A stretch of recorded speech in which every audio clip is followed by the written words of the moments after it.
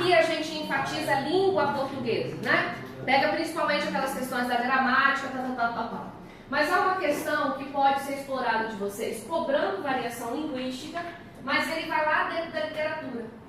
Ele não vai pegar texto contemporâneo, ele não vai pegar tirinha, ele não vai pegar charge, ele não vai pegar fragmentos de reportagem, ele não vai recortar, por exemplo, um trecho de artigo de opinião, nada disso.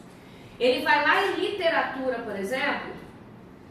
Que interessante. Às vezes a tecnologia atrapalha. Ele vai, por exemplo, lá dentro da literatura fazer com que você observe como é que essas questões da avaliação já eram exploradas e vai te cobrar especificamente literatura e não língua portuguesa. Tá? Nós bem sabemos que, qual era o projeto do modernismo, por exemplo, na semana de 22? A utilização dos coloquialismos, a utilização do modo de falar das pessoas. Então, eles podem jogar variação linguística para uma questão de literatura e não necessariamente uma questão de língua portuguesa. Ou eles podem fundir as duas. Né? Porque no domingo a gente faz a prova de linguagens. Então, estejam atentos a essas possibilidades também. Mas não é língua portuguesa aqui, não. É língua portuguesa cobrada dentro de literatura. Tá? Então, fiquem atentos a esses pequenos detalhes que eles podem fazer conosco. Uma certa tradição cultural nega a existência de determinadas variedades dentro do país, o que acaba por rejeitar algumas manifestações linguísticas por considerá-las deficiências do usuário. Nesse sentido, vários mitos são construídos a partir do preconceito linguístico. Lírio, por que você colocou essa fala para nós? Para que vocês tenham cuidado com as afirmativas que são feitas nas questões. Por exemplo, quando ele coloca uma questão para você e embaixo ele diz assim: a fala do fulano é errada. O uso de tal expressão sempre vai marcar tal. Cuidado com esses modalizadores no enunciado das questões, ou nas afirmações, ou nas alternativas que são colocadas. Por quê?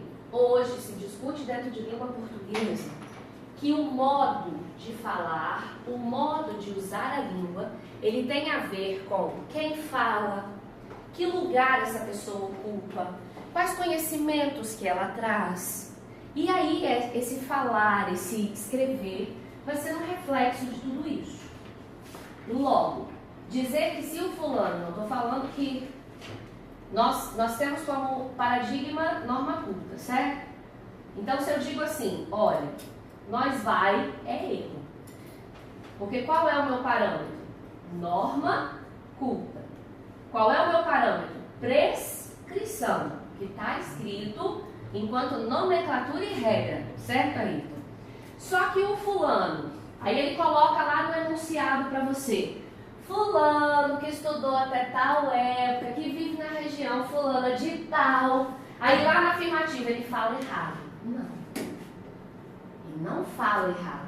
Ele usa uma variação diferente. Por quê? Porque existem fatores que interferem naquele modo de produzir. Então eu não posso, por exemplo, comparar minha avó que estudou até a 2ª série primária falando nós vai, e eu, Lilian, né, especialista lá da área da língua portuguesa, falando nós vai.